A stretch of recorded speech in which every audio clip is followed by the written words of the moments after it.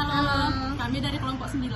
Nama saya Zafira Aliamarani dengan NIM 220502134. Nama saya Seri Margareta Sinulinga dengan NIM 220502092. Nama saya Bella Angelika Putadu dengan NIM 220502086.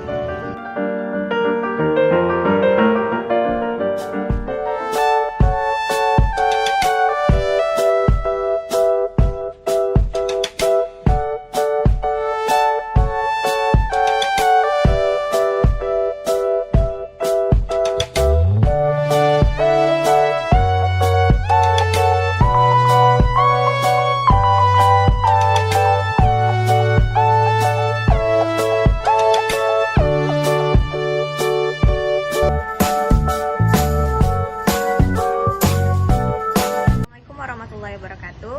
Saya Zafira Aliamarani selaku presentator kelompok 9 akan memaparkan materi kelompok kami. Materi yang pertama kita akan membahas tentang penawaran agregat. Penawaran agregat adalah jumlah total dari barang dan jasa yang diproduksi atau dijual pada berbagai tingkat harga yang ada dalam sebuah negara. Selanjutnya ada peranan permintaan agregat. Permintaan agregat adalah keseluruhan permintaan terhadap barang dan jasa oleh pengguna dalam ekonomi. Pendapatan nasional real menunjukkan bagaimana produksi barang dan jasa keseluruhan dalam perekonomian berubah seiring berjalannya waktu dengan mengevaluasi produksi masa sekarang menggunakan harga-harga yang ditetapkan di masa lampau. Pendapatan nasional real menggunakan harga tahun pokok tetap untuk menentukan nilai produksi barang dan jasa dalam perekonomian. Karena pendapatan real tidak dipengaruhi perubahan harga, perubahan PDB real hanya mencerminkan perubahan jumlah barang dan jasa yang diproduksi. Perubahan pendapatan nasional dengan harga berubah.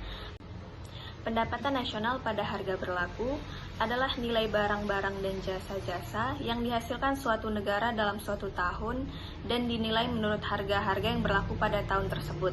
Cara ini adalah cara yang selalu dilakukan dalam menghitung pendapatan nasional dari suatu periode ke periode lain. Baik, kita akan masuk ke materi selanjutnya, yaitu multiplier. Multiplier atau angka pengganda adalah suatu perhitungan yang digunakan dalam menganalisis perubahan pendapatan nasional.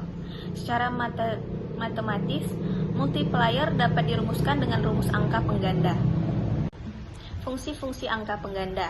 Yang pertama, mengidentifikasi besarnya perubahan pendapatan yang disebabkan oleh variabel-variabel pengeluaran. Yang kedua, mengetahui apakah terjadi beberapa kesenjangan dalam suatu sistem perekonomian. Kesenjangan tersebut dapat berupa inflasi dan deflasi. Bentuk-bentuk angka pengganda. Yang pertama ada output multiplier, yang kedua ada income multiplier, yang ketiga ada employment multiplier, yang keempat ada government revenue multiplier, yang kelima ada gross value add multiplier.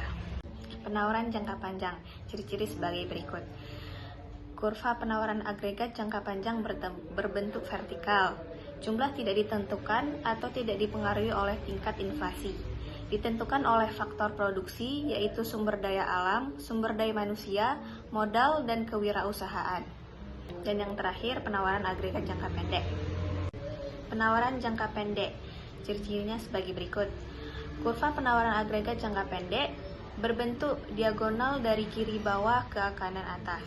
Jumlahnya dipengaruhi oleh tingkat inflasi, di mana saat tingkat inflasi naik, maka tingkat penawaran juga naik.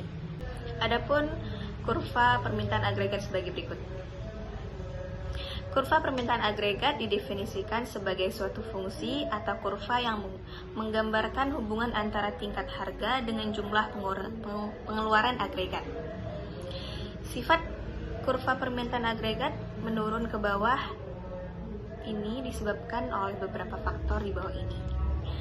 Yang pertama ada tingkat harga dan pengeluaran rumah tangga. Yang kedua ada tingkat harga, suku bunga, dan investasi. Yang ketiga ada tingkat harga, ekspor, dan impor. Adapun faktor-faktor yang mempengaruhi permintaan agregat di dalam suatu perekonomian adalah yang pertama ada pendapatan disposable atau pengeluaran konsumsi. Yang kedua tingkat bunga dan investasi. Yang ketiga ada jumlah uang beredar real. Yang keempat ada pengeluaran pemerintah. Yang kelima ada pajak. Yang keenam ada pendapatan luar negeri. Yang ketujuh ada harga luar negeri. Yang ke-8 ada nilai tukar real. Adapun kurva penawaran agregat sebagai berikut. Kurva penawaran agregat adalah sebuah kurva yang menggambarkan pendapatan nasional yang akan diproduksi sektor perusahaan pada berbagai tingkat harga. Pada saat tingkat respons masih tinggi, kurva penawaran agregat relatif landai. Artinya, penambahan produksi nasional dapat dilakukan perusahaan-perusahaan pada harga yang relatif tetap karena tingkat penggunaan harga modal belum mencapai kapasitasnya yang optimal.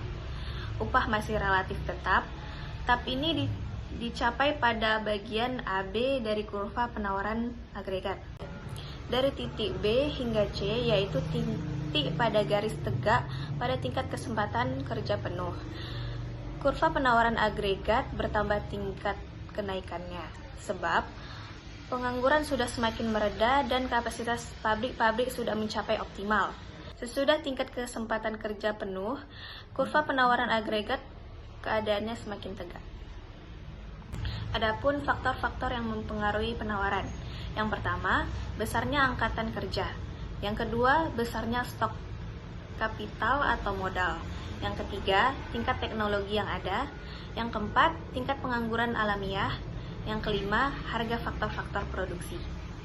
Selanjutnya ada keseimbangan pasar.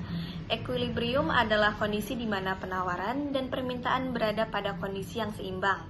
Dengan menentukan titik equilibrium, kamu bisa menemukan harga pasar yang seimbang. Berikut adalah kurva keseimbangan pasar. Dalam analisis permintaan agregat, penawaran agregat telah memasukkan unsur perubahan harga dalam analisis keseimbangannya. Perpotongan di titik E berarti permintaan agregat adalah sama dengan penawaran agregat pada pendapatan nasional sebanyak YE dan pada PE. Titik E merupakan keseimbangan yang akan dicapai dalam perekonomian, karena perusahaan tidak akan menambah atau mengurangi output yang diproduksi. Sekian pemaparan materi dari kelompok kami. Mohon maaf apabila ada kesalahan dalam penyampaian. Terima kasih. Assalamualaikum warahmatullahi wabarakatuh.